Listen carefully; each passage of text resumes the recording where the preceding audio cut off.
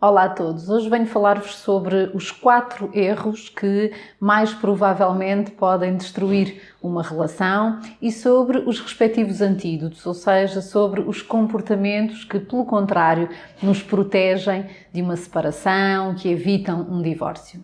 Uma das coisas mais positivas que resultaram da ciência nesta área, na área da psicologia da família, é a possibilidade, no fundo, de nós prevermos até com alguma exatidão aquilo que vai acontecer a um casal. Isto é, um dos maiores investigadores nesta área, o professor John Gottman, consegue prever com uma precisão de mais de 90%, observando os casais no seu laboratório, quais são os casais que têm uma probabilidade muito elevada de se separarem e, pelo contrário, quais são os casais que têm uma probabilidade muito elevada de continuarem juntos e felizes. Uma das coisas que hoje sabemos é que há efetivamente comportamentos que não só vão desgastando uma relação, como estão diretamente associados ao número de separações e de divórcios. A estes 4 comportamentos que estão mais diretamente associados às separações e aos divórcios, o professor John Gottman chamou os 4 cavaleiros do Apocalipse.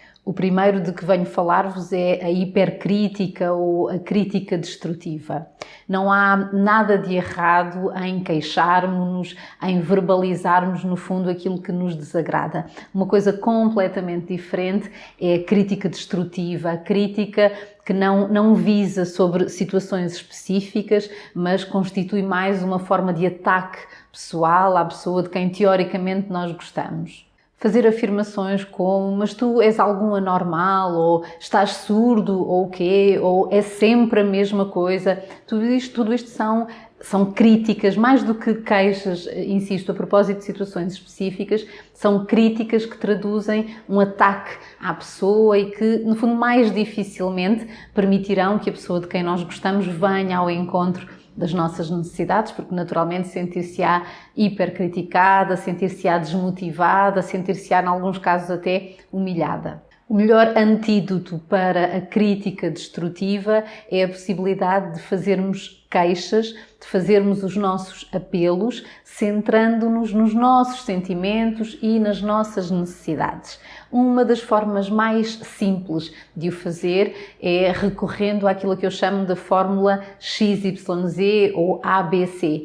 Basicamente, aquilo que nós vamos fazer é manifestar o nosso desagrado, fazer a nossa queixa, seguindo 3 passos simples. Então, aquilo que nós vamos dizer é qualquer coisa como isto. Quando tu, e aqui neste primeiro passo nós vamos descrever de forma simples o comportamento, a situação de que não gostamos, depois eu senti-me ou eu sinto-me, e aqui nós vamos referir-nos obviamente aos nossos sentimentos, àquilo que sentimos naquela situação específica e finalmente num terceiro passo aquilo que nós vamos dizer é eu preciso de, ou eu preferia que. Então, resumindo, aquilo que eu vou dizer é qualquer coisa como isto. Quando tu fizeste X, eu senti-me Y, preferia que Z. Ou seja, eu vou estar a olhar para uma situação em concreto, vou queixar-me, vou fazer o meu apelo e vou fazer, no fundo, aquilo que estiver ao meu alcance para que a pessoa de quem eu gosto e que gosta de mim possa vir ao meu encontro, possa preocupar-se comigo, possa mostrar que se importa com aquilo que eu sinto. O segundo grande erro é aquilo que eu chamo de postura defensiva. Qualquer um de nós já assumiu este comportamento, mesmo que tenha sido pontualmente. Este comportamento é aquilo que acontece basicamente quando nós percepcionamos na queixa da pessoa de quem nós gostamos ou na crítica que ele ou ela está a fazer um ataque pessoal e aquilo que nós vamos fazer é tentar reverter a culpa colocando-a nos ombros da outra pessoa. Se eu tivesse de resumir este erro de comportamento, eu resumi-lo-ia com a frase então e tu? Ou seja, porque basicamente é isto que acontece quando nós nos defendemos, ou seja, quando a pessoa de quem nós gostamos se queixa a propósito de qualquer coisa que a tenha incomodado e nós colocamos perguntas do tipo, então e tu? Isto é, sei lá, se o meu marido me disser que não gostou do meu atraso, e se eu lhe disser, então e tu, que estás sempre a chegar atrasado, então e tu, que me deixas sistematicamente pendurada, aquilo que eu estou a fazer é efetivamente a tentar livrar-me da culpa que porventura eu sinta a propósito da queixa dele, colocando sobre os seus ombros, sobre os ombros dele, essa sensação. Claro que o melhor antídoto para este comportamento nem sempre é fácil de assumir, mas é basicamente aceitarmos a nossa responsabilidade, assumirmos a nossa responsabilidade, aceitarmos a queixa do marido ou da mulher e pedirmos desculpa. Eu diria que não é fácil, sobretudo na medida em que nos sintamos efetivamente atacados, na medida em que a queixa esteja a ser feita de forma a que a sintamos mais como um ataque pessoal.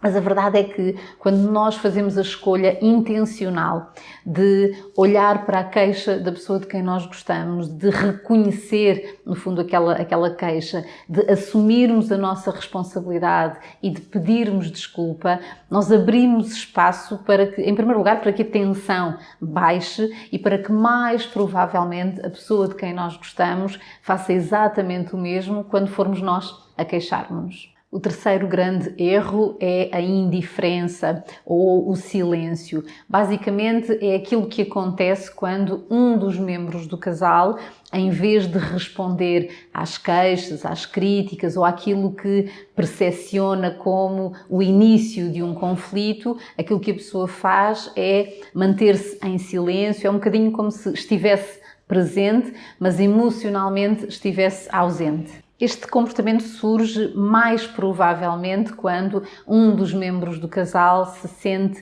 inundado ou inundada, isto é, quando, do ponto de vista emocional, as coisas estão tão intensas que a pessoa já não se sente capaz de discutir, já não se sente capaz de enfrentar mais um conflito, e aquilo que acontece é que aquela pessoa escolhe retirar-se da discussão e atua efetivamente com silêncio, com indiferença, afastando ainda mais a pessoa de quem gosta relativamente a si. O melhor antídoto para este erro em particular tem a ver com as escolhas que nós podemos fazer para nos auto-acalmarmos, isto é, para fazermos com que a nossa tensão baixe de forma significativa. Isso pode passar por algo tão simples quanto fazermos qualquer coisa, qualquer atividade que nos ajude a relaxar, que nos ajude a distrairmos-nos daquilo que gerou tensão e que nos permita, no fundo, mais cedo ou mais tarde, voltar àquela conversa, já sem nos sentirmos inundados de um ponto de vista emocional. Para que percebam os efeitos deste antídoto, dou-lhes um exemplo concreto. A quando da sua investigação, o professor John Gottman propôs aos casais que observava que interrompessem uma discussão para que eles pudessem, os investigadores pudessem reparar o equipamento técnico que estaria com alguma falha. E aquilo que era proposto era que os casais, durante meia hora aproximadamente, não falassem sobre o assunto sobre o qual estivessem a discutir e pudessem pura e simplesmente aguardar na sala de espera enquanto folheavam algumas revistas.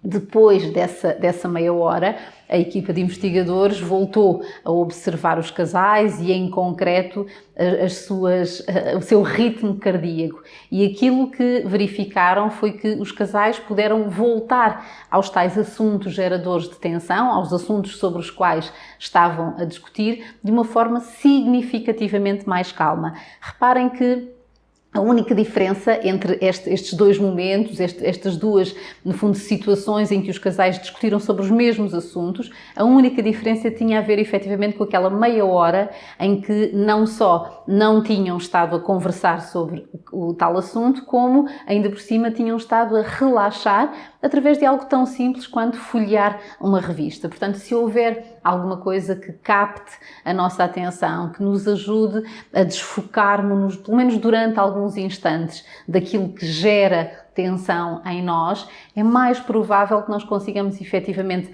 auto-acalmar-nos e voltar aos assuntos geradores de tensão com mais otimismo, com mais calma. O último comportamento de que vos falo hoje é provavelmente o mais letal. É sem dúvida alguma aquele que está maioritariamente associado ao fim de uma relação. Tem a ver com o desprezo. E o desprezo pode assumir múltiplas formas.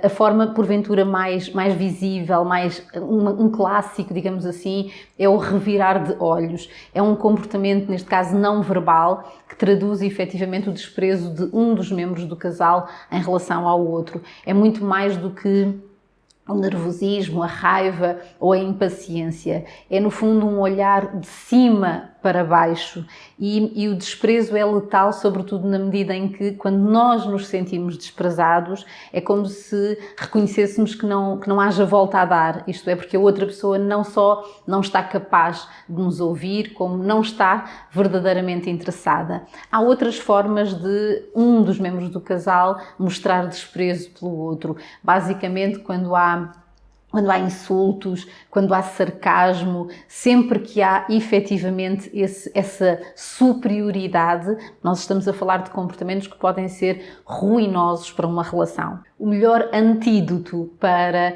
este padrão de comportamento tem a ver com a nossa capacidade de apreciarmos as qualidades da pessoa que está ao nosso lado. Essa é efetivamente, no fundo, a maior competência que nós podemos ter enquanto membros de um casal. É a melhor forma de combatermos, no fundo, a tal inundação que pode fazer com que sintamos desprezo pela pessoa que está ao nosso lado. Sermos capazes de nos lembrarmos diariamente das qualidades, das características de personalidade da pessoa que está ao nosso lado, no fundo, das mesmas características que fizeram com que nós nos apaixonássemos por ele ou por ela logo no início da relação, as mesmas qualidades que fizeram com que nós assumíssemos este compromisso. Lembrarmos-nos disso, sermos capazes de diariamente olharmos para essas características e valorizá-las na medida certa, a ajudar-nos também a auto-acalmarmos e a olharmos para a relação de outro modo.